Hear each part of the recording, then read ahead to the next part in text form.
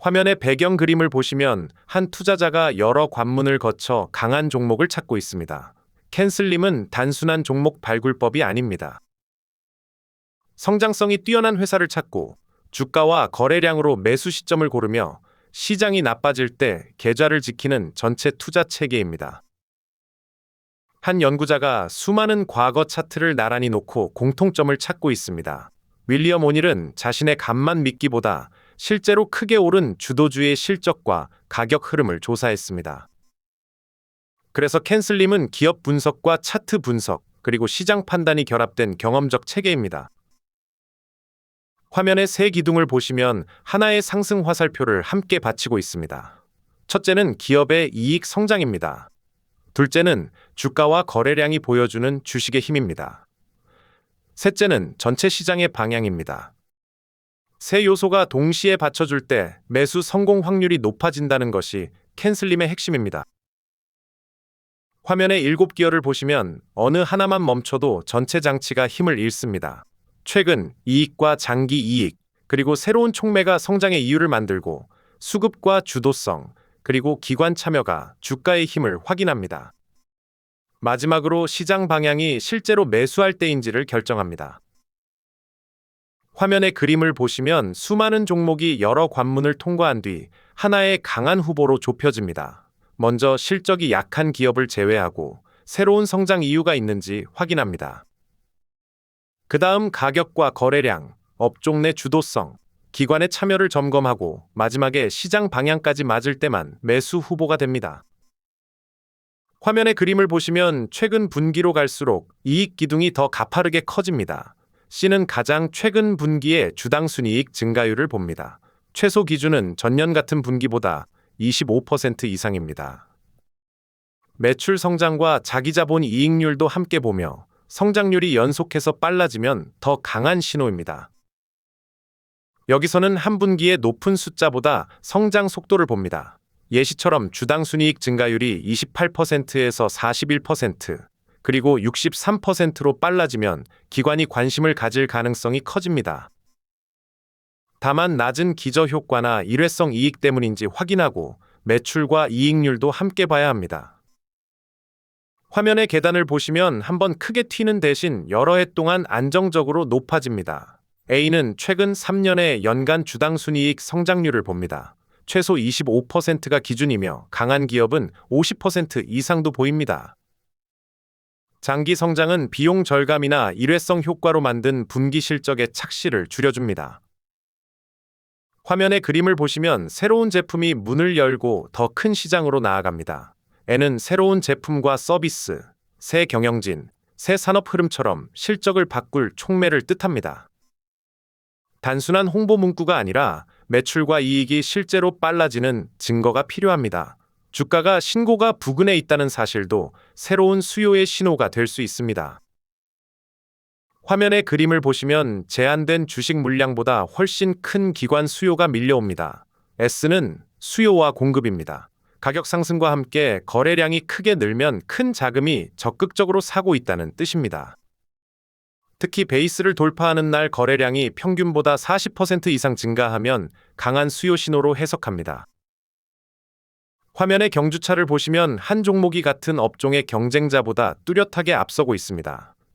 L은 선도주를 뜻합니다. 상대 강도 등급이 80 이상이고 강한 업종 안에서 선두에 있으며 상대 강도선이 신고가 부근이면 좋습니다. 여기서 상대 강도는 과매수 지표가 아니라 시장보다 얼마나 강했는지를 보여주는 성과 순위입니다. 화면의 그림을 보시면 여러 큰 기관에서 나온 자금이 한 기업으로 천천히 모입니다. I는 기관의 후원을 뜻합니다.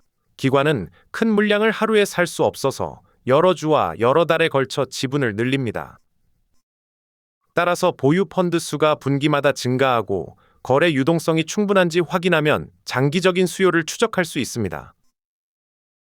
화면의 배를 보시면 좋은 배도 거대한 시장 조류를 거슬러 가기 어렵습니다. M은 전체 시장 방향이며 캔슬림에서 가장 중요한 조건으로 볼 수 있습니다.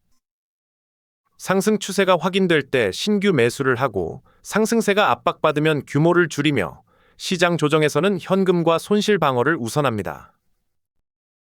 캔슬림을 실전에서 쓰려면 세 층으로 나누면 쉽습니다. 첫 층에서 기업의 이익 성장과 새로운 촉매를 확인합니다. 둘째 층에서 거래량과 상대 강도, 그리고 기관 참여로 주식의 힘을 확인합니다. 마지막 층에서 시장이 상승 추세인지 봅니다. 한 층이라도 통과하지 못하면 매수보다 관찰이 먼저입니다. 이 점검표는 7글자를 실제 질문으로 바꾼 것입니다. 먼저 분기와 연간 이익을 보고 새 성장 이유를 찾습니다. 그 다음 거래량과 상대 강도, 그리고 기관 참여를 확인하고 시장 방향까지 점검합니다. 숫자 기준은 시작점이며 업종과 시장의 분포에 맞춰 상대적으로 비교해야 합니다. 화면의 차트를 보시면 가격이 한동안 좁은 범위에서 힘을 모은 뒤 저항선을 넘고 거래량이 크게 늘어납니다. 베이스는 이전 보유자의 매물을 소화하는 구간입니다. 저항 돌파와 거래량 급증이 함께 나타날 때 수요가 공급을 이기기 시작했다고 판단하며 그 지점이 매수 기준점이 됩니다. 화면의 왼쪽 투자자는 기차가 출발할 때 차분히 올라타지만 오른쪽 투자자는 너무 늦게 따라갑니다. 캔슬림에서는 이상적인 매수점부터 5% 위까지를 매수 구간으로 봅니다. 그보다 높게 추격하면 정상적인 되돌림만 나와도 손절 기준에 닿기 쉬워져 좋은 종목을 나쁜 가격에 사는 거래가 됩니다. 화면의 안전문은 작은 손실에서 거래를 끝내 큰 낭떠러지를 피하는 장치입니다. 기본 원칙은 매수가보다 7%에서 8% 내려가면 손실을 확정하는 것입니다.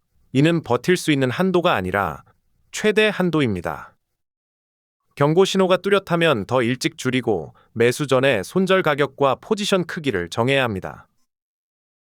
매도 규칙은 세 가지로 단순화할 수 있습니다. 손실은 7%에서 8% 안에 제한합니다. 보통 이익은 이상적인 매수점에서 20%에서 25% 오르면 일부 또는 대부분을 확정합니다. 다만 돌파 후 3주 안에 20% 이상 급등한 강한 종목은 최소 8주 보유 규칙을 검토합니다. 이 사례는 실제 종목이 아니라 적용 순서를 익히기 위한 가상 예시입니다. 최근과 장기 이익이 모두 성장하고 새 제품이 매출을 끌어올립니다. 돌파 거래량과 상대 강도, 그리고 기관 참여도 강하며 시장도 상승 추세입니다. 이처럼 7조건이 모이면 감시 목록에서 실제 매수 후보로 올리고 손절 가격부터 정합니다. 실패는 기준보다 순서를 바꿀 때 자주 생깁니다.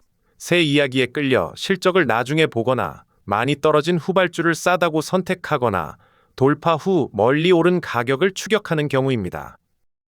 또한 시장 하락과 손절 기준을 무시하면 한 번의 큰 손실이 여러 번의 작은 이익을 지울 수 있습니다. 한국 시장에 적용할 때 원칙은 유지하되 수치의 의미를 현지화해야 합니다. 분기와 연간 실적은 전자공시 자료로 확인하고 상대 강도는 코스피나 코스닥, 그리고 업종과 비교합니다. 미국의 절대 거래량 기준을 그대로 쓰기보다 시가총액과 유동성이 비슷한 종목 안에서 100분위로 비교하는 편이 합리적입니다. 화면의 작업대를 보시면 실적과 차트와 시장 자료가 한자리에서 연결됩니다. 매주 실적 갱신부터 시작해 후보를 줄이고 차트에서 돌파 준비를 확인하며 시장 방향을 점검합니다. 마지막으로 매수 가격과 손절 가격, 그리고 포지션 크기를 적습니다. 같은 순서를 반복하면 뉴스와 감정에 따라 기준이 흔들리는 일을 줄일 수 있습니다. 마지막으로 세 가지만 기억하면 됩니다. 무엇을 살지 결정할 때는 빠른 이익 성장과 새로운 촉매, 그리고 주도성을 봅니다. 언제 살지 결정할 때는 시장 상승 추세와 거래량을 동반한 돌파를 확인합니다. 어떻게 지킬지 결정할 때는 추격 매수를 피하고 손절 가격을 먼저 정합니다. 오늘 영상이 유익하셨다면 구독과 좋아요, 그리고 알림 설정까지 부탁드립니다. 감사합니다. 이 자료는 윌리엄 오닐의 공식 기록과 투자자 교육 자료를 바탕으로 핵심 원칙을 쉽게 다시 구성했습니다. 화면에 표시된 기준은 미국 시장을 중심으로 만들어졌기 때문에 한국 종목에 적용할 때는 거래 대금과 시가총액, 그리고 업종별 실적 분포를 고려해 조정해야 합니다.